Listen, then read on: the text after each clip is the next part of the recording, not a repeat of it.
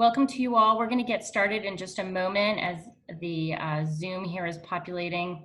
We're waiting for people to just come in and take their place. And we'll start in just a second.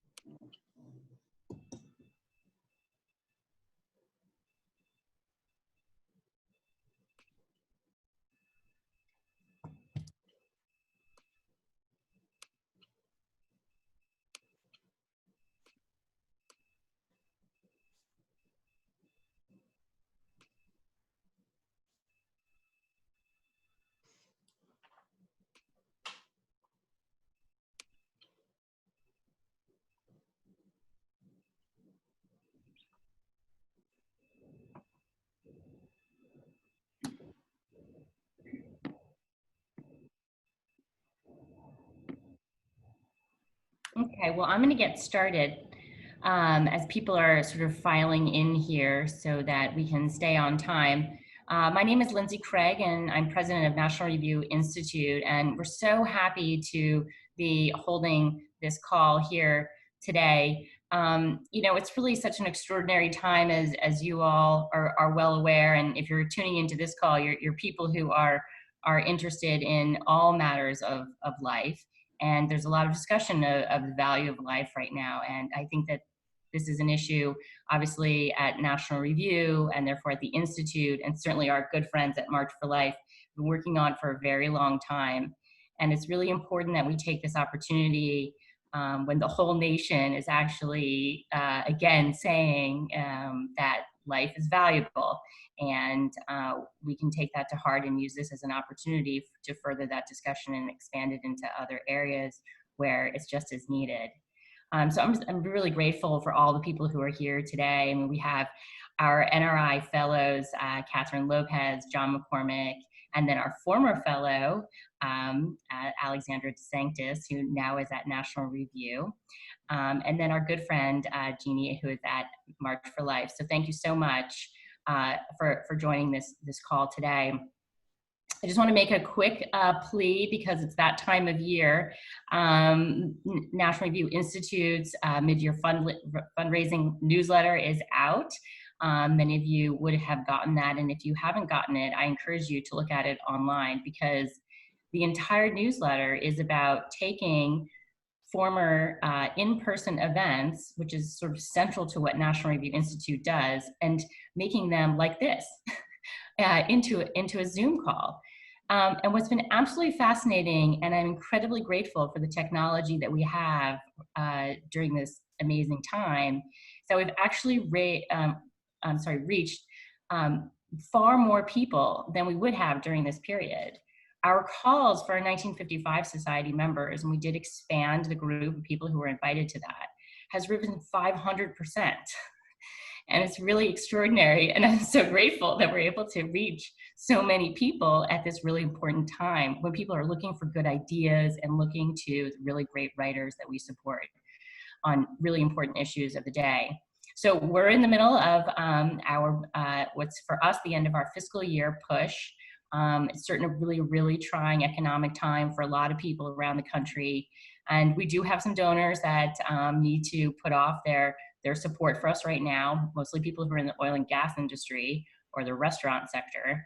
And so for those of you who have a little bit of extra and you might be able to share it, we really would appreciate it if you could think of us, but also think of our good friends at the March for Life. Look, this is a movement, and Bill Buckley founded it for groups to work together. And being able to work together, whether we're in person or virtually in person, is really important. And so I want to encourage all of you, if you have, a couple of extra bucks lying around, you feel like this is really valuable to you and you appreciate the forums that we're bringing to you, and of course supporting the talent that we have here, to think of our two groups as part of your giving portfolio this year. So thank you all in advance for that, and have a great conversation. I'm going to turn it over to Kathryn Lopez. Well, hi, thank you everyone for joining us. And like Lindsay said, I have just been so grateful that we're able to have some of these conversations, even though we can't actually physically be together. Thanks be God for the technology, right? And I do have to say the one problem I have with these Zoom calls is that, like right now, Zan, I want to ask you to give us a tour of your books. But we're not going to do that right now. I want everyone to thank everyone for joining. I want to thank especially Jeanne Mancini from the March for Life Education and Defense Fund. Years and years ago, someone in Washington said, I can't believe the two of you don't know one another. And we went, and I think we had fried green tomatoes or something on Capitol Hill. And so you are one of my favorite people, and I'm just so glad that we can have this conversation.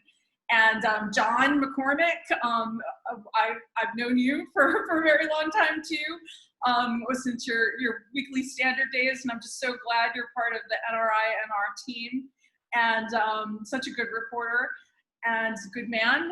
And Alexandra DeSanctis, San, as we call you.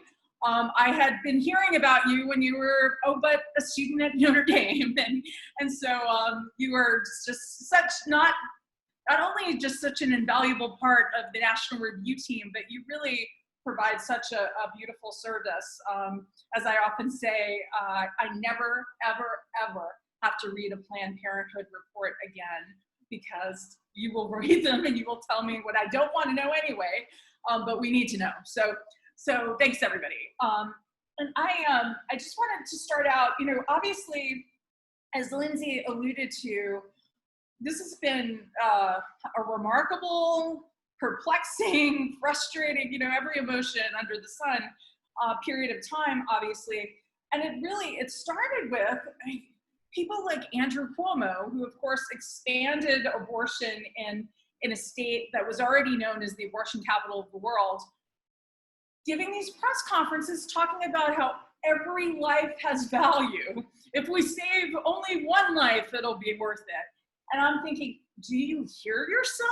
Like, yes, okay, absolutely. Every life has value, but you don't actually mean that. And of course, that's the case with the unborn. And we've seen some of the decisions that he made involving nursing homes, which I really do think betray the ideology, right? Next on his wish list, he's already said he supports assisted suicide. I certainly hope and pray that somehow these inconsistencies can really come to the surface and we can have a conversation, but I am skeptical too, obviously, because of some of what has been going on. And so that's some of what I want to talk about, like, where are the opportunities, what's the reality, and how can we move forward from this moment? First thing I want to ask Jeanne, so what are you all saying about the prospects for actually having a March for Life? Because one of the things, obviously, that you do, you're responsible for the March for Life that happens every year in January.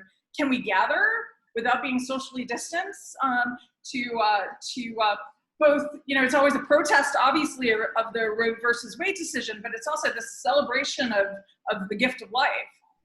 Right. Well, first of all, Kathryn, thank you so much for that very, very kind introduction. You're one of my favorite voices, favorite people out there. I mean, I especially appreciate just your, inherent positivity and keen insight into some of the different crazy things happening today. So as for the march, we plan on marching. I mean, you've seen a lot of people marching for human dignity in the last week in the heart of, the COVID-19 pandemic. So you better believe we're going to be marching in January again. We've marched for 47 years with blizzards, with government shutdowns, with sub-zero temperatures, after 9/11, et cetera, and we will march this January. I have to make a technical point that I forgot to in my introduction. For everyone who's listening in on this conversation, use the Q&A or the chat box to start feeding some questions that we'll get to in a little bit. So I encourage your questions. Jeanne, you mentioned the protests that are happening. It's kind of amazing. Actually, I was talking to a sister, one of the Sisters of Life, the other day, and she said she was going for a walk in Washington, and she sees all these Black Lives Matter signs on people's lawns and in windows and things, and she just wanted to go around and say, yes, and all lives matter, and the babies' lives matter. And is there some realistic way to pivot, to really take this as an opportunity to talk about everyone's the value of every life, like Andrew Cuomo said, but actually putting some substance to it, some meat to it. I'm sure different people have different perspectives on that. My own personal perspective is that something, very dire has happened here in the past few weeks regarding specifically race relations. And I don't think it's the time to broaden the conversation at the heart of what's happened is an issue of human dignity and lack of respect for a person's human dignity. And that's obviously the underlying thread for all social justice issues and for all life issues. And certainly it's the underlying thread of everything we do at the March for Life. But I think it falls on deaf ears right now to turn and to just see. I've seen some people, for example, talk about abortion in the Black community in these last few weeks. And yes, it's true. The CDC reports tell us that African Americans make up fully 30% of abortions in the United States, but the Census Bureau tells us they make up 11% of the population. So there's this huge disparity, but is now the moment where people's hearts are open to hearing that? I don't think so. There are different things going on right now, and I think it's the time to allow for that to happen and to speak more specifically to the things that are happening. What have you been hearing from people? I mean, are you still getting support and attention, and people still have an attention span even to talk about abortion? Yes. So in as much as, I would say the last couple of weeks, our strategic approach has been a little bit more to watch. And so we're not going to engage on massive issues, but there's all sorts of other things going on. So for example, we're seeing abortion proponents push telemed abortion, and particularly in order for abortion to be telemed, it needs to be chemical abortion, which is much, much more dangerous on women's health and always the baby's health, obviously, than surgical abortion. So it is an appropriate time to put out op-eds on chemical abortion, et cetera. And then we've also seen abortion proponents push to get funding in pretty darn sneaky ways in the relief packages. And so it's absolutely a time to educate our constituents about what's happening with that, with $80 million of this funding going to Planned Parenthood. So there's always things going on that I think are very important to jump in. But like in terms of, the protests and different things, et cetera, I wouldn't try to pivot to March for Life issues right now. Well, you mentioned Planned Parenthood, and so Jeanne, you have a platform. What exactly have they been up to during these months? Well, they've been very busy. You asked about whether the last few months have been a good time to talk about abortion. I would have thought it was not something that would be much in the news, but right out of the gate, we saw abortion providers kind of suck up all the oxygen and begin suing states. A number of states tried to limit non-essential procedures during the coronavirus outbreak, trying to conserve medical supplies, trying to make sure there are fewer occasions where people could get sick. And one of the things they put on the list was elective abortion procedures. And in one after the other of these states, we saw Planned Parenthood and other abortion groups swoop in, sue the states, and insist that they maintain the right to continue performing abortions despite the health risks, despite this outbreak, because of women's constitutional right to an abortion. So that's definitely one thing Planned Parenthood has been up to. I'm sorry to interrupt you. Also, despite the fact people who have cancer had to be on hold. I mean, there are very serious things that weren't happening. Exactly. There are plenty of procedures that were put on hold and deemed non-essential that actually are very essential to health. And meanwhile, these groups are busy suing states to perform a procedure that kills a human being and does not help women.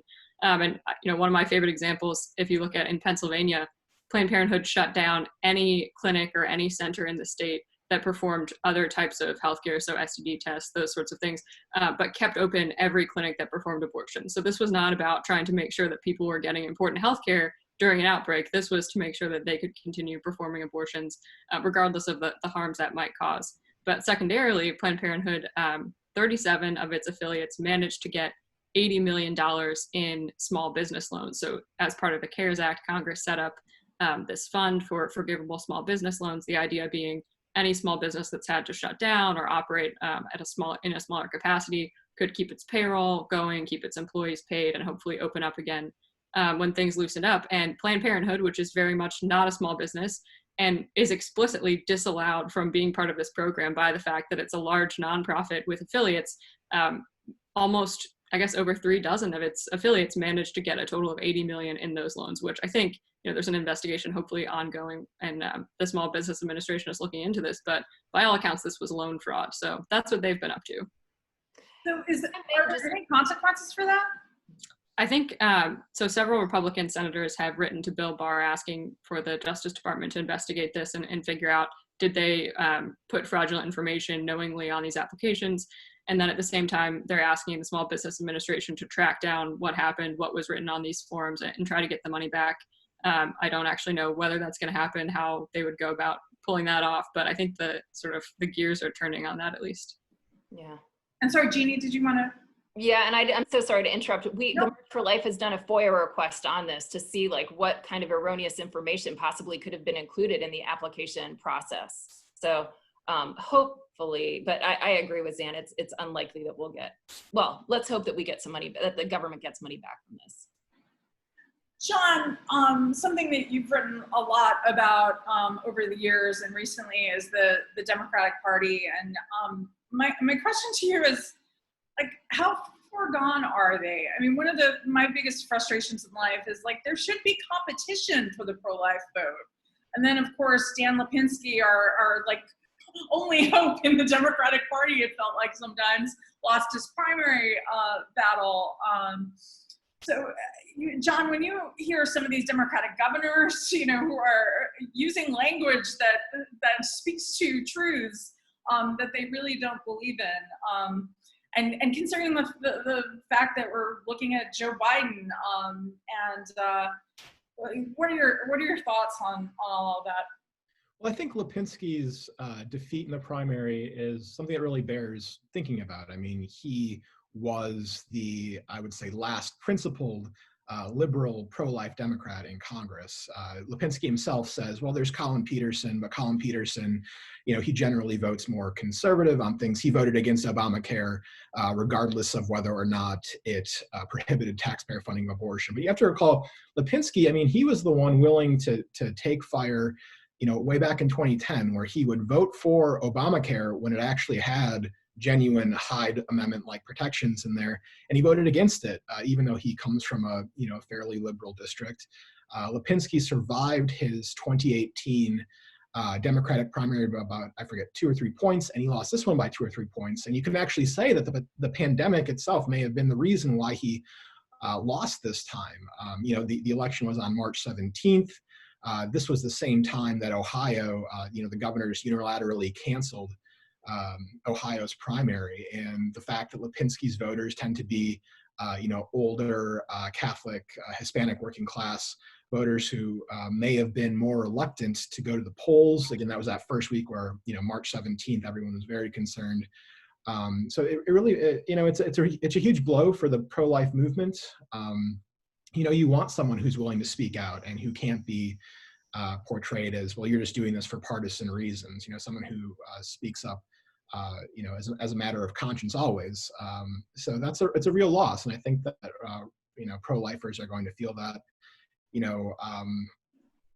There's always partisan changes in the country, and who's up and who's down. It doesn't depend just on the life issue. So you want to have a foothold, and ideally you'd have both parties pro-life someday in the future. So that's a real blow. And in terms of the rest of the party, yeah, I mean, Joe Biden, going from, this is now a year old flip-flop on his part, but a year ago, he flip-flopped on the Hyde Amendment. I don't think, obviously as a matter of principle and courage, he shouldn't have done that. The idea that he was against taxpayer funding of abortion for 3 decades, even after he became in favor of a legal right to abortion, and he told constituents, he told everyone that this is a matter of conscience, it's a matter of principle, I'm not going to bend on this. And then, when he wanted to get the nomination, he decided that was the time to flip. So that's really another discouraging development.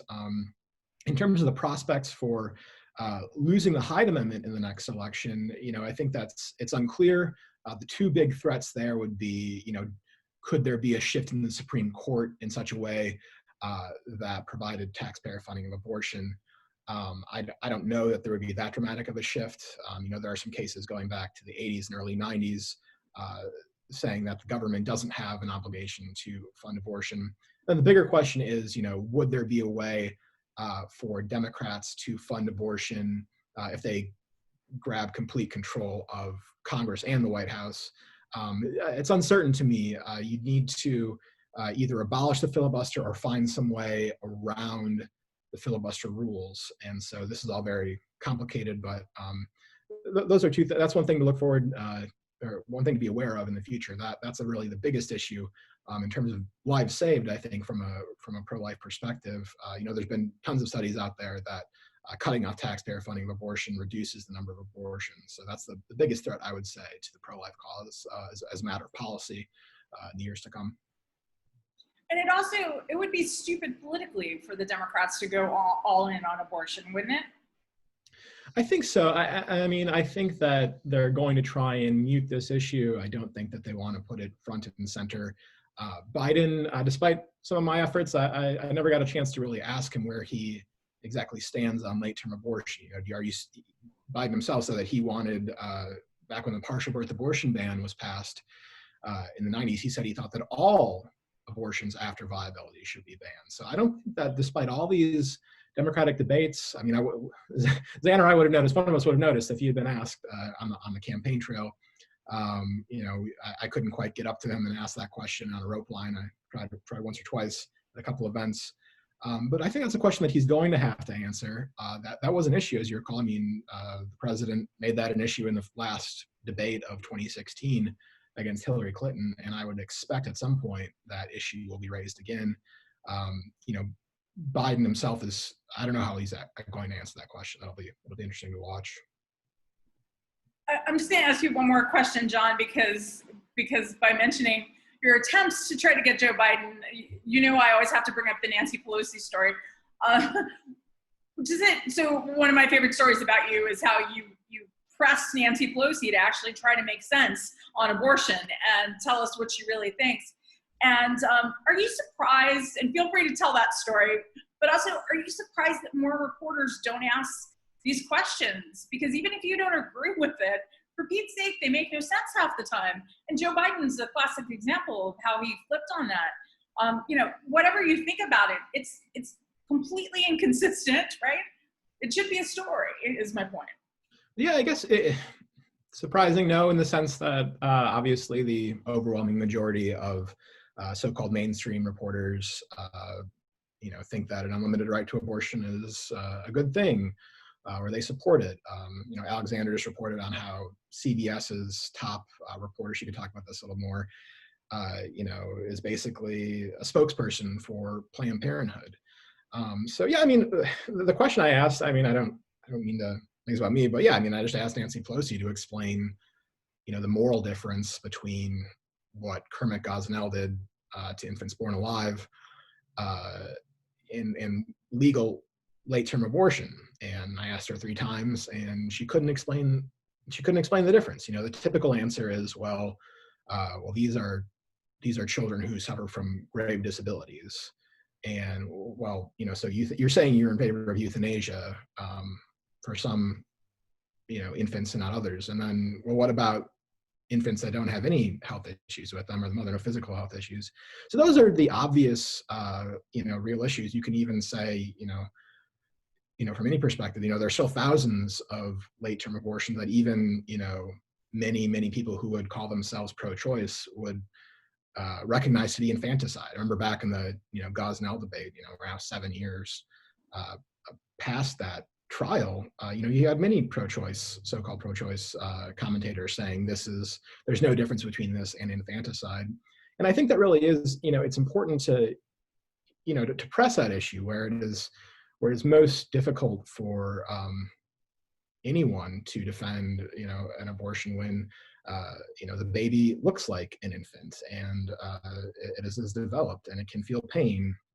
And, and once you get that concession, you can ask, what's the difference between a child at 20 weeks and 19 weeks? And what about 19? Are you saying that the right to breathe oxygen is what, with your own lungs, that's what endows you with the right to human life? Because that is at current time, that is what defines viability. It is, it's lung capacity.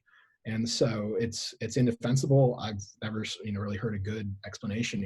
At that point, when you're defending abortion after viability, you're no longer saying, I believe in a total right to autonomy and to not be pregnant. You're saying, I believe in the right to kill a child, not merely to not be pregnant, but as George Will would say, the right to a dead baby.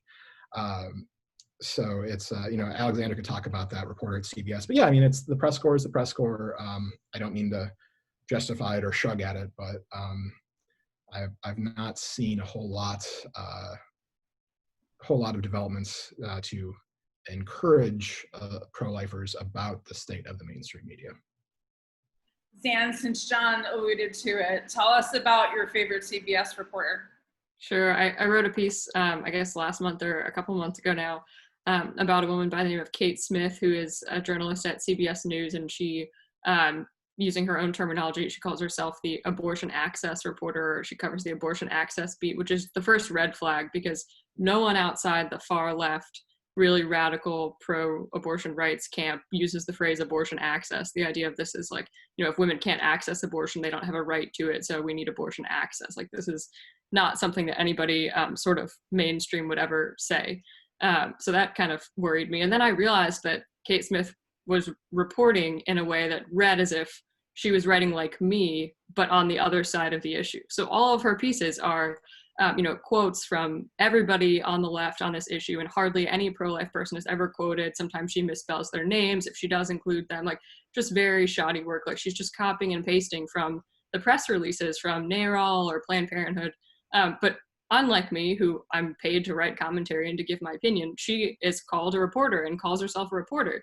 And so because she does this sort of kid glove treatment for abortion rights groups, she gets very easy access to their news. So she's always churning out these scoops with, the latest lawsuit against some state that's trying to restrict abortion. It's like, well, yeah, if I pretended to be a reporter and just put a pro-life gloss on everything, of course I would get every scoop too, So it's very frustrating to watch. And the reason I wrote it is not to single out one person or complain about her, although I think her work is a big problem and very misleading. But this is something that you see at pretty much every mainstream outlet, where you have, in sort of the pro-choice terminology, these reporters writing as if they're unbiased, writing as if they're just sort of giving you the straight facts of the issue, but in fact, they're talking in the parlance of the other side. And so to the extent that people don't understand what Democrats are supporting when they back late-term abortion or oppose the Born Alive Abortion Survivors Protection Act, it's because they're reading either lies or pieces that are omitting important facts at every mainstream site. And I think that's a really big deal. It's a huge part of why we have the abortion debate that we have.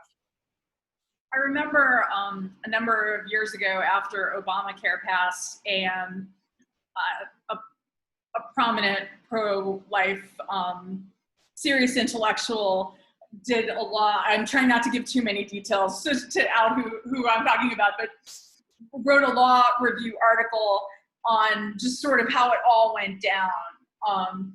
And she said at the end of it, they lied. The facts were just not the facts. And she said, I felt kind of naive, just to they were lies. And so people don't even have a shot sometimes, as you're saying, because things are seen as facts.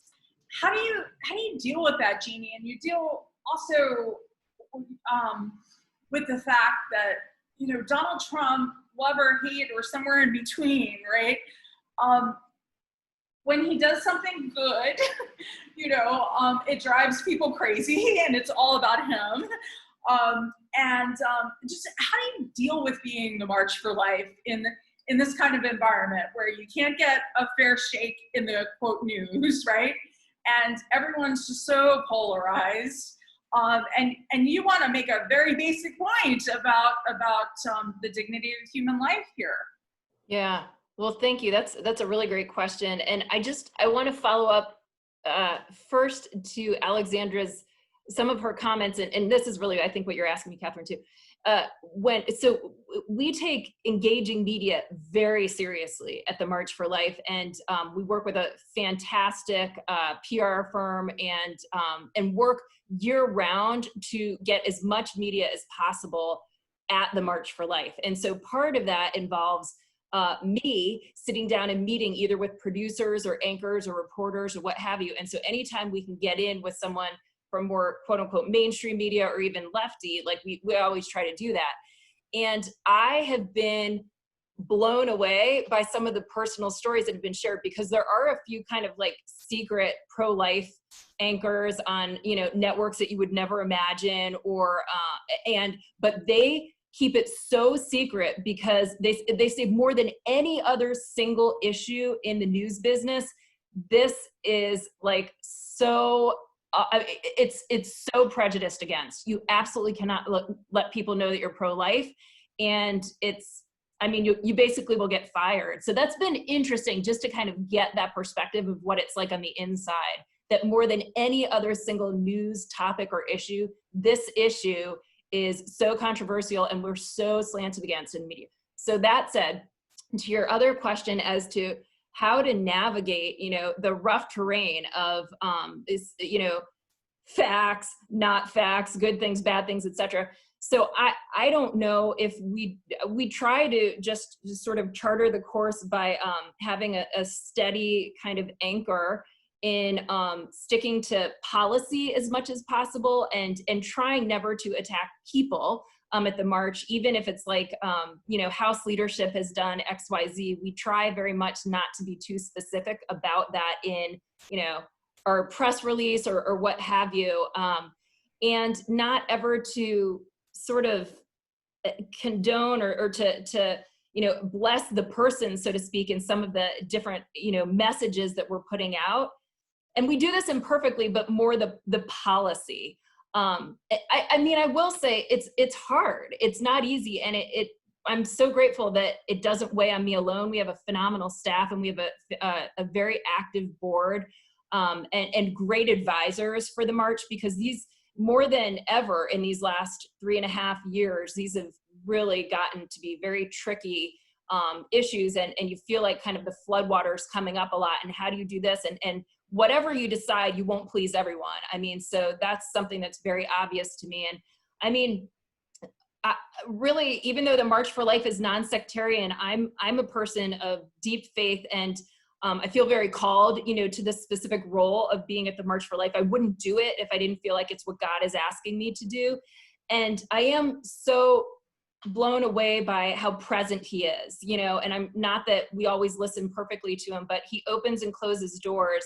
And, you know, I personally try to involve my spirituality in press releases and things like that, in terms of, you know, really asking for divine help, because it's hard territory. It's very difficult.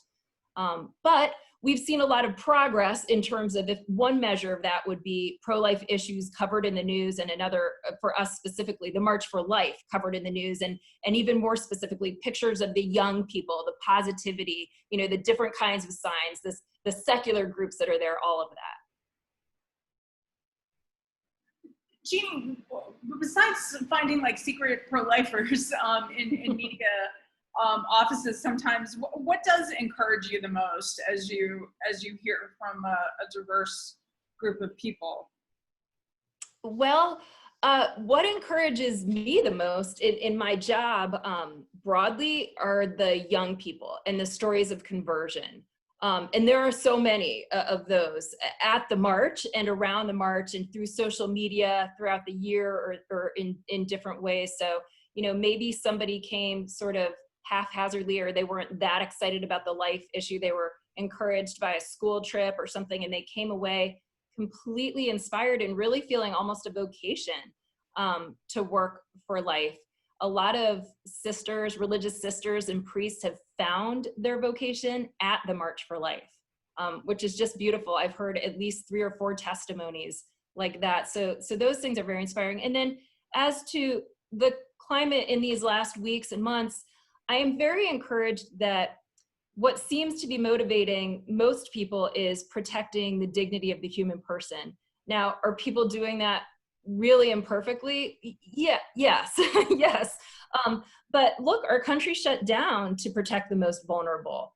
And then you could have all sorts of, debates about whether that was right and how it was handled, et cetera. But at the heart of it was protecting the most vulnerable. And, or at least we can hope that's what was motivating this.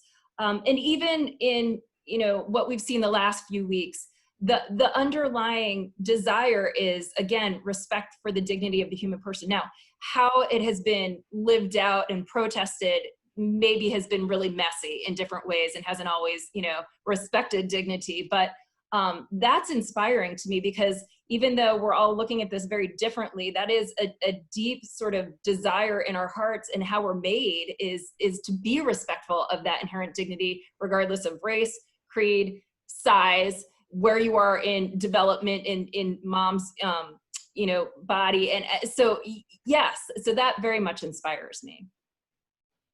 I was sort of in like shock and awe in the first couple of weeks, where, the reality was we were all changing our lives. So many of us were changing our lives so dramatically to protect human lives.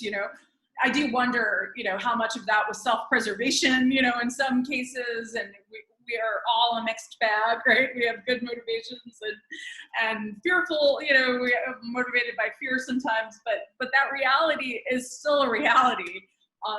People were thinking about life, and I think too, like, how can this moment not be, how many of us haven't had thoughts about, what is the purpose here? What kind of contributions am I making?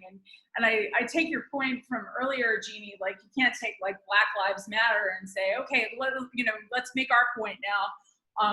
Not the right thing to do at all. And also, I think there's just the reality. People are traumatized by all of this that's been going on. And so you want to be sensitive to that too. But there has to be something about the big picture of life, and the fact that, it's our physical health is important, but where did that come from? All those questions that are very much in the tradition of Bill Buckley. He always looked at the world and politics from this sort of eternal, from this eternal perspective, knowing where it came from, and knowing that you have to be a good steward of what you've been given as a gift, and what other people before you, the patrimony he would talk about has passed on to you too, the traditions. And we don't want to knock down all the statues. We want to preserve some of the art and the great things of civilization. So thank you again for what you're doing, because it's an important contribution. And I also wanted to say, while you were talking, I was thinking of this story that you'll remember. John and Zan probably read about in history books, but Rick Santorum, the Pennsylvania senator, on the Senate floor, arguing on partial birth abortion, and it was late at night, and his wife was wondering where he was, and he said, and it was this feeling of being called. He said, I just think I need to be on the Senate floor tonight and talk about this. So he, C-SPAN cameras are on, hardly anyone is there. I think he was Barbara Boxer, he was debating, and months later, he hears from a young man who that night, his girlfriend, they're flipping channels, and she was scheduled for an abortion the next day, and because they heard him, she started reconsidering and decided to tell him about the pregnancy. And I tell that story because you never know, and I say that to Jeannie, I say that to Zan, I say that to John. You never know what you're writing, what people listening right now, what an impact it might have. I mean, one thing I'm always struck by, and John Paul II wrote about this in the Gospel of Life, which really was this great document that brought Catholics and evangelicals and people from all different faith traditions together to talk about life and its importance.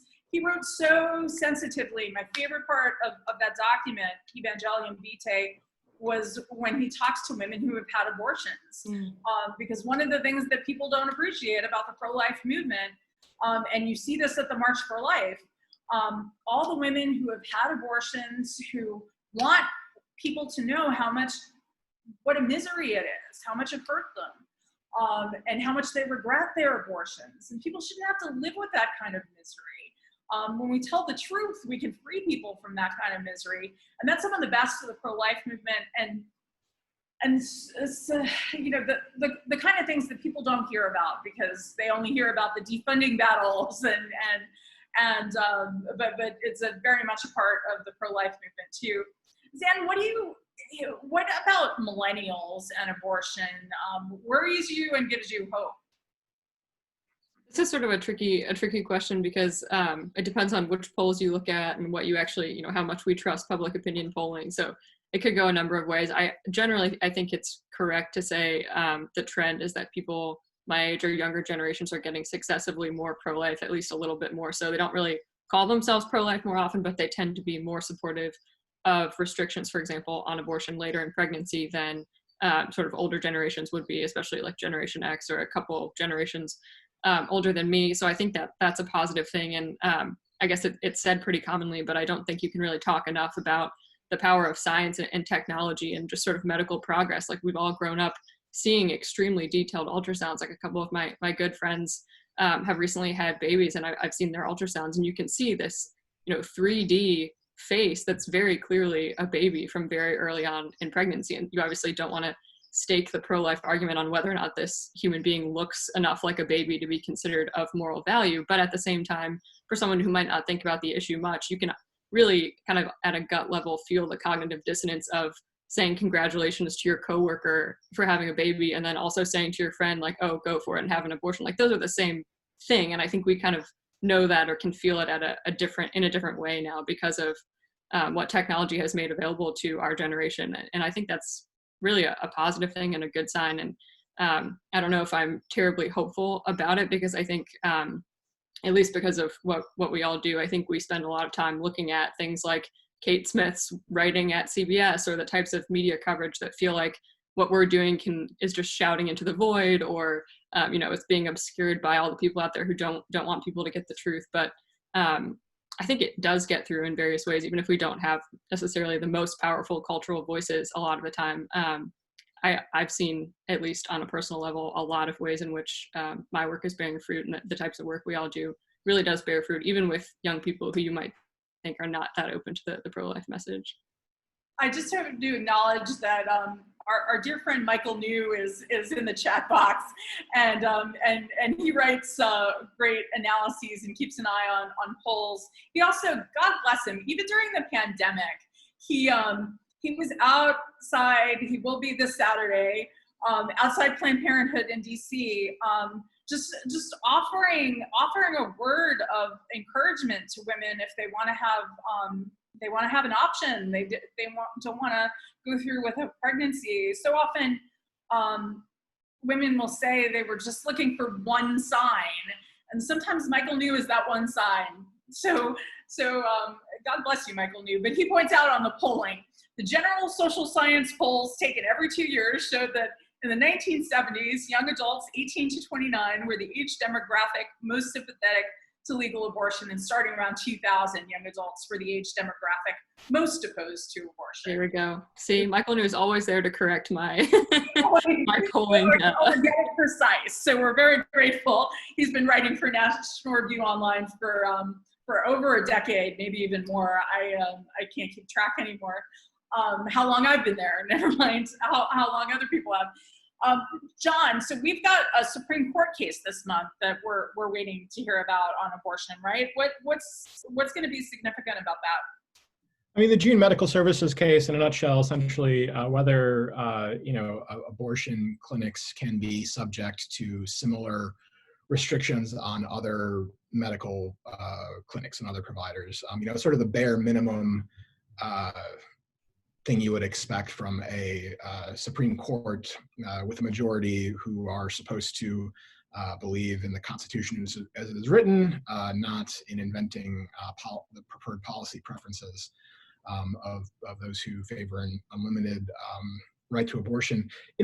I sat there for the oral argument, and I did still think, well, this would be obviously a step forward if the court upholds the restrictions. It was still, it's still somewhat discouraging to hear the case argued in terms of treating abortion just as any other medical procedure, when obviously it is unlike any other medical procedure because it ends a human life.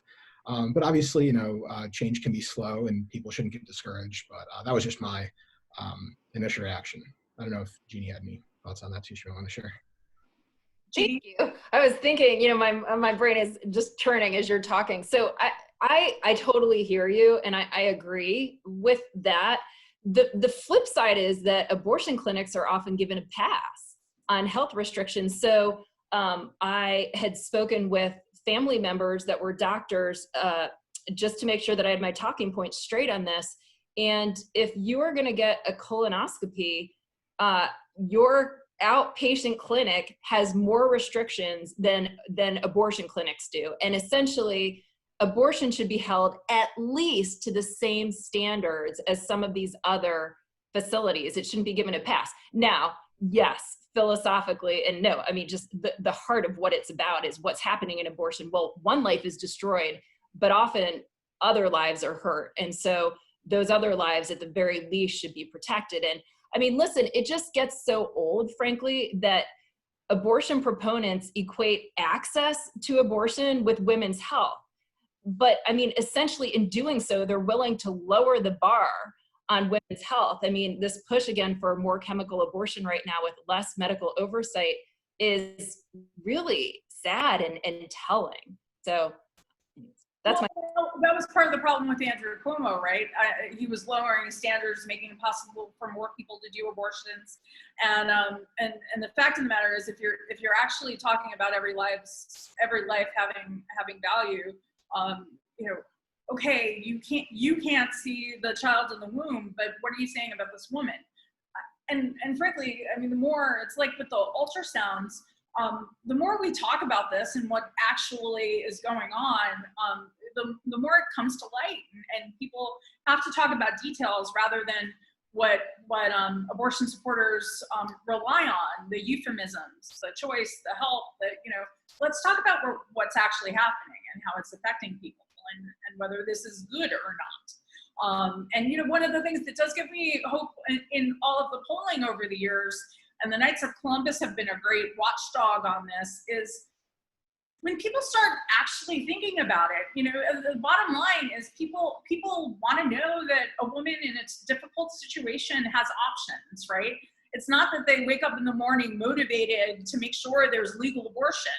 And most Americans, I have this suspicion based on just watching those polls over the years, they probably have no idea about the abortion clinics being open, during this pandemic.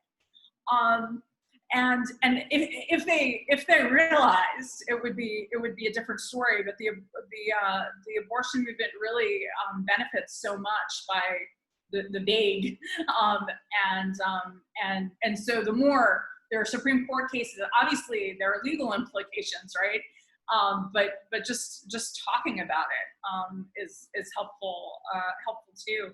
I'm looking at some of the questions in the chat box, and thank you. And I'm sorry we're not going to get to all of them, but let's try to get to a few. Jeannie, as you mentioned, you're doing a communications job all year long. Your organization isn't just about the march in January. What are some of the ways that people can make a contribution to the pro-life movement, or what many of us believe is the human rights issue of our lives? What can they do during pandemic time, right? We're still in, but just all during the year, what can they do to support this cause?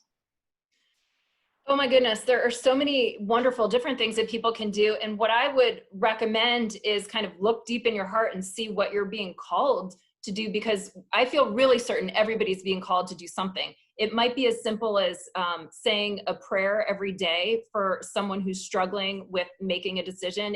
it may be as simple, but a little bit harder sometimes, to give money to pregnancy care centers, which, by the way, collectively provide over $100 million in resources to men and women facing unexpected pregnancies every year. That's things like diapers and formula and, you know, education credits and childcare and counseling and all of these different things. So to give to the pregnancy care movement, you can do other things like Michael Newt praying outside of an abortion clinic, or just standing in testimony outside of an abortion clinic.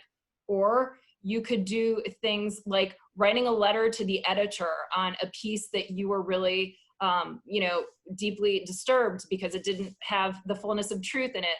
Or you can run for school board or local office or things like that. And you could start a Students for Life club if you're a young person. You could, there's so many different things you can do. I think it's really discerning what are your gifts. And we had a theme one year, it was called Love Saves Lives.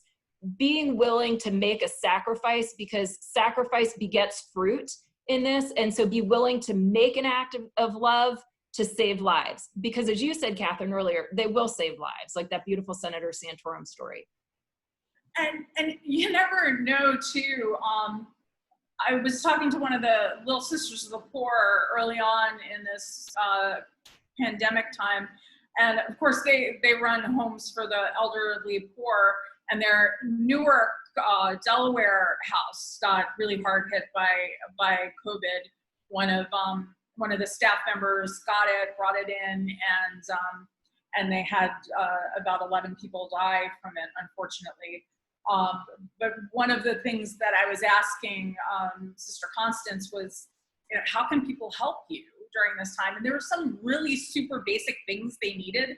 Like they needed, you know, disposable plates and silverware and things like that. And so she said, just call the front desk and they'll tell you what every house has a different wish, you know, need list, basically. And I know during this, these months, I saw you, Jeannie, on a couple of big Zoom gala kind of things where basically the Sisters of Life, and it was Mary's Shelter in Virginia, right, had regular scheduled fundraising dinners, you know, that they do every year. And so they obviously can do it. So they made it an online thing. And, you know, you start hearing these stories. I wound up contributing my widow's mite or a little bit to Mary's Shelter, because you're hearing these stories about how and I know the Sisters of Life have done the same kind of thing. Women are still coming to them who are in crisis pregnancies, who don't have support, and the sisters are finding a way, including, you know, quarantining women in hotels for 14 days and then getting them into the maternity home, and when you hear that kind of story, like, you have to give your $200 or whatever you could give, right? Your stimulus check money or whatever it is, because these people are literally saving lives. And I think a moment like this is really important. That, you know, if we care about these issues, we read about these issues. You know, I know so many people listening probably read every piece that John and Jeanne write. They go to the March for Life, or they support you one way or another. But very often, you know, like, we're for defunding Planned Parenthood, but we don't know what the options in our own neighborhood are, you know, or, you know, who the women or families who need help in our own parish or church, you know, are. And I think, you know, a moment like this where we're taking a few steps back is really important, to get your list together of people you support and see how you can help them a little bit more, whether it's financially or with your time. John and Jeanne, I want to ask you, on the political front, is there anything that you see that gives you hope? Is there any politicians who are particularly good in articulating some of these issues? John, do you want to go first?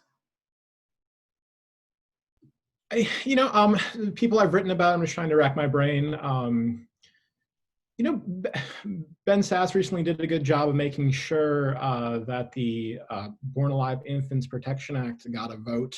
That was a while ago, and we are just coming out of 2 months of a pandemic, sort of blotting out all other news coverage. But right before this all started back in February, there was another vote on, both the Born Alive Infants Protection Act and the pancake. I do want to elect Ben Sass for like America's civics teacher because he is very good at articulating some fundamental things that we shouldn't take for granted people know. Mm-hmm. And so, yeah, you sort of really jumped, this would have been what, I guess Zan could probably fill in the details, but it was, I believe, Governor Northam's appalling comments about, leaving a child born alive to die, and Sass sort of really pushed that. So yeah, that's one problem. Is, there's a lot of political leaders who will vote the right way, but not a lot who will talk about it. Another one would be Iowa Senator Joni Ernst. She's spoken out. Was she at the march this year, Jeannie? And she wasn't this year, but she has been many years, and she spoke, I think it was 2 years ago. She's so good on this issue. Zan, anybody who you particularly are impressed with? Yeah, I mean, I'm grateful that most Republicans, by and large, don't really deviate from the entire gamut of pro-life platform issues, so that's good. But I would echo Ben Sass, especially because I think sort of when you look at the way our abortion policy debate goes, it's usually we're playing defense a lot of the time. There are these big pushes to defund Planned Parenthood that never really happens for one reason or another. But most of the time, the issue just kind of dwindles on the sidelines. And so to see Ben Sass for the last 2 years make this huge push for several weeks running to get the Senate to vote on the Born Alive Abortion Survivors Protection Act, which in brief requires doctors to treat an infant born alive after an attempted abortion the same way they would treat any other infant, a normal infant who wasn't supposed to have been aborted.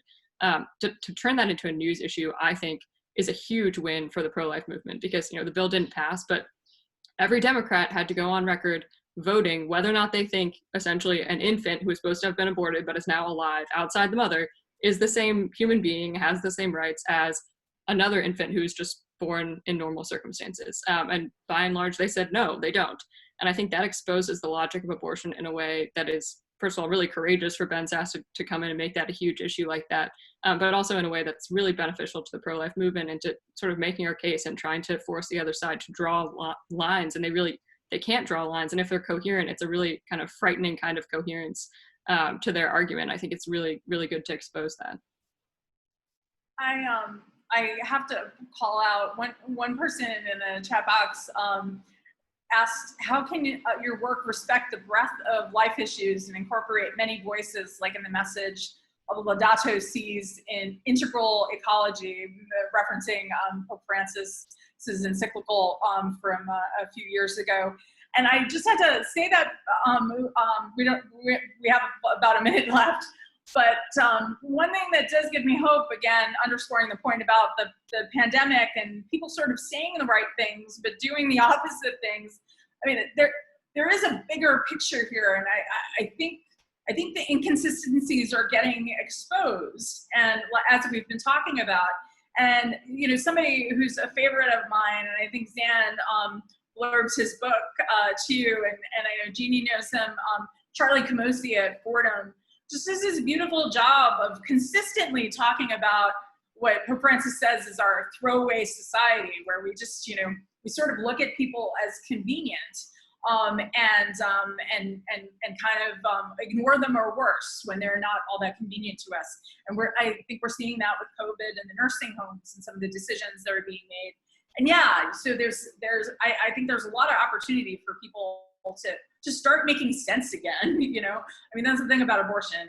It doesn't make sense on a lot of these issues. And I think people are increasingly going to have to see it, but they're going to require honest reporting. So thank you, John and Zan, for doing that. And Jeannie, I think you and I will appreciate this comment the most. There's a man in the chat box who said he was encouraged by so many young people who are so committed to the issue in this conversation. So yeah, thank you, John and Zan, for making us be able to pretend that we're your age again. Nice. That's a very nice note to end on. I'll take that compliment. I will too. My hair keeps getting grayer and grayer as the quarantine days continue. Thank you so much, Jeannie, from the March for Life Education and Defense Fund. And people can check out the organization and Jeannie's work and her team at marchforlife.org. And I do have to say, if you go on Twitter, if you don't go on Twitter, don't start now. Please don't start now. But if you're on there, Jeannie is a great source for constant news stories, and also has such the perfect tone, to be talking about this big picture.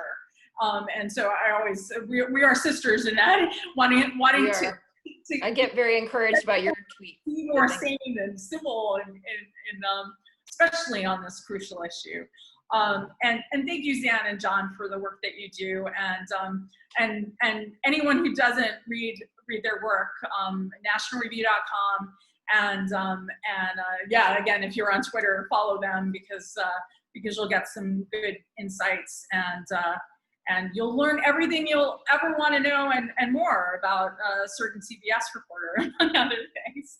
Thank you, everyone, for your support for the National Review Institute and for National Review. And do keep an eye on these people, because they're making the world a better place. Thank you, everyone. Have a good afternoon.